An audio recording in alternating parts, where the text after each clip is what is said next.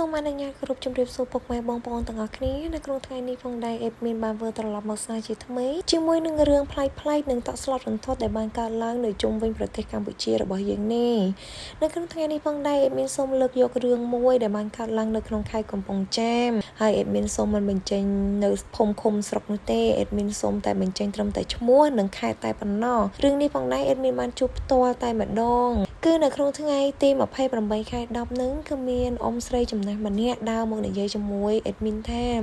កូនរបស់គាត់នឹងគឺបានឈឺខ្លាំងមែនតើហើយគាត់ក៏បានឈឺដែរហើយមានជំងឺដែរវង្វេងវង្វាន់ដែលមិនដឹងស្មារតីថាឈួតមិនចាំឈួតជាមិនចាំជាអញ្ចឹងណាពុកម៉ែបងប្អូនទាំងអស់គ្នាហើយគាត់បានដើររកគ្រូពេទ្យសពកន្លែងអស់ហើយគឺគាត់មានជីវភាពក្រខ្លាំងមែនតើតែម្ដងដោយសារការមើលជំងឺហ្នឹងបន្ទាប់មកគាត់ក៏មើលជំងឺមិនជាគាត់ក៏បានដើររកគ្រូខ្មែរសង្ឃថាគ្រប់ខែគ្រប់គ្រងទាំងអស់ប៉ុន្តែមិនជានោះទេរហូតដល់តែគាត់បានដឹងដំណឹងថាមានគ្រូស្នងរូបម្នាក់ស្នងរូបលោកយាយម៉ៅពេជ្រណឺស្ថិតនៅខេត្តកំពង់ចាមនេះឯងគាត់ក៏បានធ្វើដំណើរនាំកូនប្រុសរបស់គាត់នឹងមកដល់កន្លែងគ្រូស្នងរូបម្នាក់ហ្នឹងនៅពេលដែលគាត់បានមកដល់រួចហើយនឹងគាត់ក៏បានរៀបរាប់ដំណើររឿងបន្តទៀតប្រាប់អេដមីនថាកូនប្រុសរបស់គាត់ដើមឡើយមិនសូវជំនឿទៅលើអបិយជំនឿបែបហ្នឹងនោះទេតែនៅពេលដែលទៅជួបគ្រូម្នាក់ហ្នឹងហើយគ្រូម្នាក់ហ្នឹងគឺបាននិយាយចំថាអញ្ចឹងមកហើយមែនរងចាំយូរហើយហេតុអ្វីគឺទឹកតែមកដល់អ្នកឯងដឹងអត់ថាបើមិនតាមកាត់យកកូនអ្នកឯងតាំងពីយូរហើយព្រោះគាត់បានថែរក្សាកូនអ្នកឯងតែកូនអ្នកឯងនឹងធ្វើមិនដឹងគាត់ហើយក៏មិនគោរពមិនស្រឡាញ់គាត់នោះដែរមិនព្រមគ្រប់គាត់មិនព្រមឲ្យគាត់នឹងយាងមកកាន់នៅក្នុងខ្លួននេះអញ្ចឹងណាហើយម្ដាយរបស់បងចម្រើននឹងបាននិយាយបន្តទៀតថានៅពេលដែលលោកគ្រូម្នាក់នោះបាននិយាយហើយគាត់ក៏បានសួរទៅលោកគ្រូវិញថាតើកូនខ្ញុំមានជំងឺអ្វីខុសអ្វីទៅលោកគ្រូបានរហូតដល់កូនខ្ញុំឈួតវង្វេងវង្វាន់ពីស្មារតីបែបហ្នឹងស្នងរូបលោកយាយម៉ៅពេជ្រណឺក៏បាននិយាយទៅកាន់ម្ដាយរបស់បងចម្រើននឹងថាកូននឹងអត់មានជំងឺខ្លួនឯងទេគឺមានតែបារមីធ្វើផ្ទុកដោយសារផ្ទះរបស់គាត់នឹងនៅជិតវត្តបារាយសជីធំវត្តបារាយសជីធំនឹងគឺជាវត្តដ៏ល្បីខ្លាំងមែនទែនថាគឺបារមីវត្តនឹងគឺខ្លាំងពូកែខ្លាំងមែនទែនអញ្ចឹងហើយដោយសារបងចម្រើននឹងគាត់ធ្វើអំពើល្អបារមីចង់មកថែរក្សាគាត់កាន់គាត់ធ្វើឲ្យគាត់នឹងដឹងគ្រប់រឿងដែរថាចង់កើតមុនអញ្ចឹងគឺតែងតែប្រាប់អញ្ចឹងទៅនៅពេលដែលស្នងលោកយាយម៉ៅពេជ្រណឺនឹងគាត់បានប្រាប់រឿងអស់នឹងទៅម្ដាយរបស់បងចម្រើនគាត់ក៏ចាប់ផ្ដើមចេញអាការៈមួយដែលនិយាយតទល់ជាមួយស្នងរូបលោកយាយម៉ៅពេជ្រណឺនឹងថាត្រូវហើយលោកយាយគឺខ្ញុំនឹងបានដឹងគ្រប់រឿងដែលកើតឡើងខ្ញុំបាននិយាយប្រាប់គ្រួសារខ្ញុំបាននិយាយប្រាប់សាច់ញាតិបាននិយាយប្រាប់អ្នកចិត្តខាងថារឿងហ្នឹងវាត្រូវកើតអញ្ចឹងប៉ុន្តែអត់មានពីណាជឿខ្ញុំទេបាយជាគេគិតថាខ្ញុំនឹងឈួតខ្ញុំនឹងវង្វេងវង្វាន់បាននាំខ្ញុំនឹងដើរទៅរកគ្រូពេទ្យគ្រប់កន្លែងប៉ុន្តែខ្ញុំមិនមានអាការៈស្រាក់ស្រានោះទេគឺមានអាការៈខូចចិត្តជំងឺបាក់ទឹកចិត្តកាន់តែធ្ងន់ធ្ងរអស់ពីរកគ្រូពេទ្យបាននាំខ្ញុំទៅរកគ្រូខ្មែរគ្រប់កន្លែងទៀតទាំងដែលខ្ញុំមិនបានកើតអ្វីនោះទេគ្រាន់តែខ្ញុំបានឃើញហេតុការណ៍អ្វីដែលខ្ញុំបានឃើញនិមិត្តឃើញនៅក្នុងភ្នែកហ្នឹងប្រាប់គាត់ថានេះនឹងមានរឿងហេតុកាត់ឡើងទៅលើម្នាក់នេះនឹងកើតនេះម្នាក់នោះនឹងកើតនោះហើយធ្វើឲ្យខ្ញុំអង្គុយនិយាយម្នាក់ឯងខ្លះអីខ្លះចឹងទៅតាមពិតគឺខ្ញុំនិយាយជាមួយអស់លោកបារមីនោះទេប៉ុន្តែម្ដាយនិងអ៊ំពូមីងរបស់ខ្ញុំនេះគាត់មិនបានជឿមកលើខ្ញុំនោះឡើយគាត់គិតថាខ្ញុំមានជំងឺឈួតវង្វេងវង្វាន់នៅពេលដែលស្នងលោកយាយម៉ៅពេជ្រណឺបានស្ដាប់នៅការបកស្រាយរបស់បងចម្រើននឹងហើយគឺគាត់បានដឹងហើយថាបងចម្រើននឹងគឺគាត់ពិតជាមានបារមីកាន់ពិតប្រកបមែន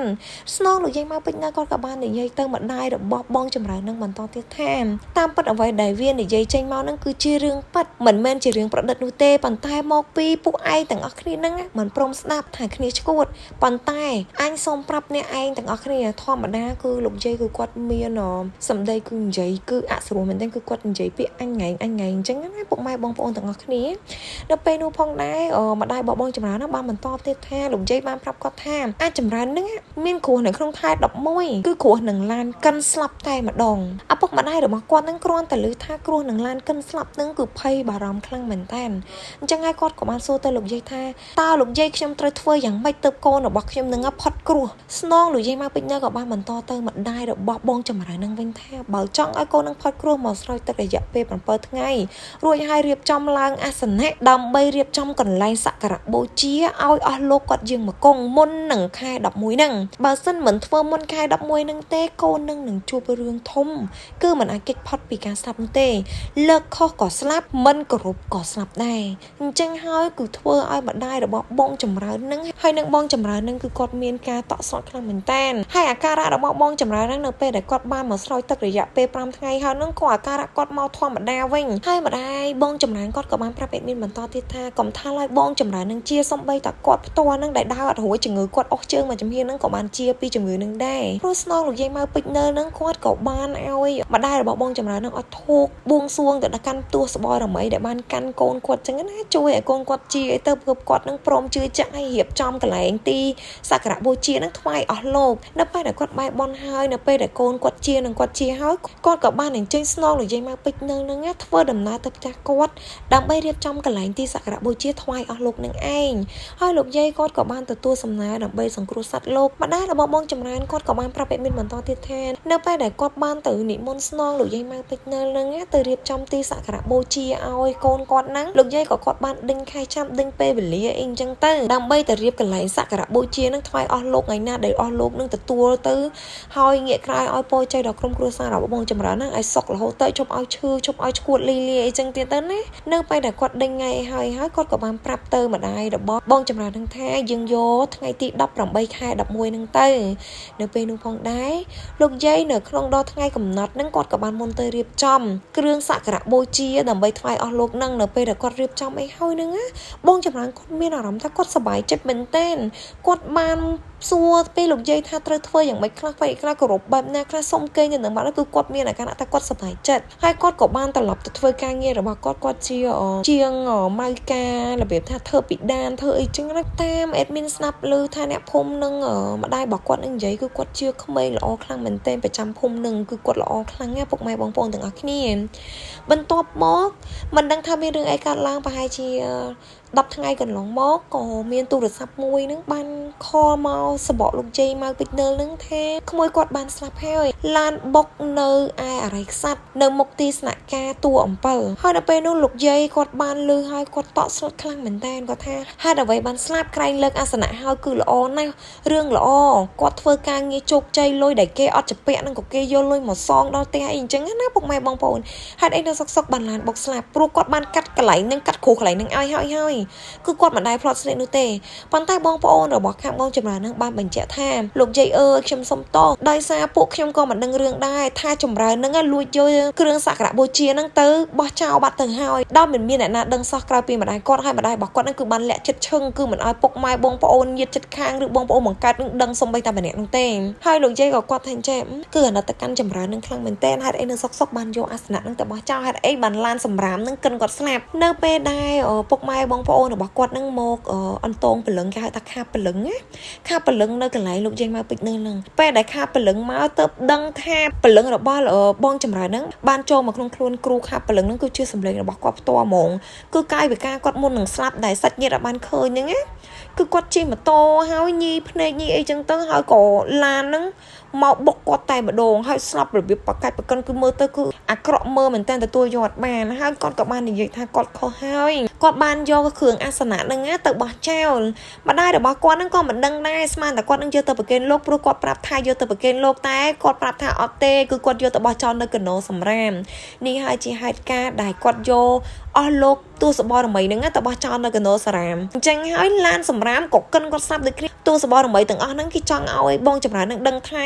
ការយកគេទៅបោះចោលទៅសម្លាប់នៅលើកណ្ដោសម្រាមក៏ចង់ឲ្យបងចម្រើននឹងស្លាប់នៅកណ្ដោសម្រាមដូចគ្នាចង់ដឹងថាវាមានការឈឺចាប់បែបណាអញ្ចឹងណាហើយនៅពេលដែលអេដមីនបានដឹងថាគាត់ស្លាប់គាត់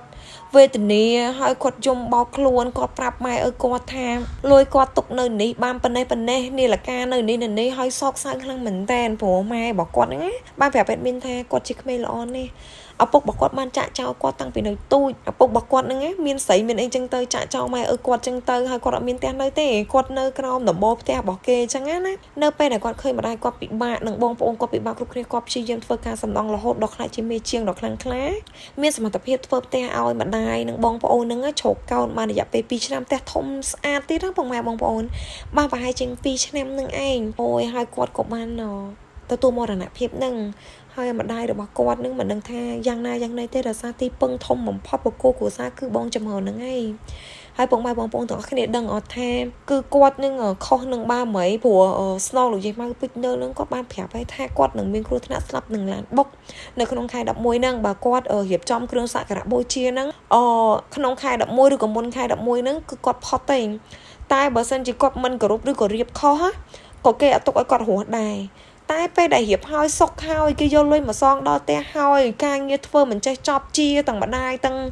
គាត់ទាំងអីជាហើយហេតុអីគាត់ទៅជាជឿពាក្យអាចារ្យបារាមហ្នឹងបានគេថាចាមនុស្សដែលតិចសឆាប់ជឿគេហើយខ្ញុំចង់និយាយដែរថាអ្នកមួយចំនួនដែលពេញចិត្តមិនពេញចិត្តយើងជឿឬមិនជំនឿយើងកុំទៅប្រមាថកុំទៅបច្ចេះគាត់អញ្ចឹងទៅនិយាយប្រាប់គាត់ថាដាក់គ្រឿងសក្ការបូជាអញ្ចឹងនៅលើផ្ទះអញ្ចឹងធ្វើឲ្យឈឺធ្វើឲ្យអញ្ចឹងចេះអញ្ចឹងទៅអញ្ចឹងហើយគាត់ភ័យបារម្ភខ្លាចម្ដាយគាត់ឈឺដូចមុនខ្លាចគាត់ឈឺដូចមុនទៀតគាត់ក៏យកទៅបោះចោលតែគាត់មិនបានប្រាប់អ្នកណានោះទេគ្រាន់តែប្រាប់គម្រាមម្ដាយគាត់ថាឲ្យប្រាប់ទេហើយប្រាប់ម្ដាយរបស់គាត់នឹងថាយកទៅប្រកេនលោកឯងម្ដាយរបស់គាត់នឹងអត់ដឹងថាយកទៅបោះចោលទៀតតតែថ្ងៃដែលខាប់ព្រលឹងហ្នឹងបានដឹងថាគាត់យកអាសនៈហ្នឹងទៅបោះចោលនៅកណ្ដោសម្រាមនៅពេលនោះបងប្អូនគេនឹងបានទៅរកអាសនៈហ្នឹងគឺឃើញនៅកណ្ដោសម្រាមហ្នឹងមែនគេក៏បានរើសយកមកវិញហើយក៏អបអរណាឲ្យធុកអីទៅសុំកម្មាទោសកុំឲ្យទូសបរមីនឹងខឹងអញ្ចឹងណាហើយក៏កុំឲ្យកាត់យកអ្នកបន្តទៀតទៅហើយនេះផងដែរក៏ជារឿងអបិយជំនឿសម្រាប់បុគ្គលអញ្ចឹងហើយសូមចិត្តពុកម៉ែបងប្អូនទាំងអស់គ្នាបើសិនពុកម៉ែបងប្អូនទាំងអស់គ្នាណាដែលមានជំនឿក៏ជឿតែជឿដោយប្រាជ្ញាតែបើបងប្អូនទាំងអស់គ្នាណាដែលមិនមានជំនឿសូមកុំប្រកាន់ខឹងនឹងអេដមីនព្រោះអេដមីនគ្រាន់តែយករឿងពិតដែលអេដមីនជួបផ្ទាល់ហើយក៏បានដឹងរឿងនេះពីក្រុមគ្រួសាររបស់សពផ្ទាល់ដែរមកនិយាយជូនពុកម៉ែបងប្អូនទាំងអស់គ្នាស្ដាប់ទុកជាការដាស់តឿន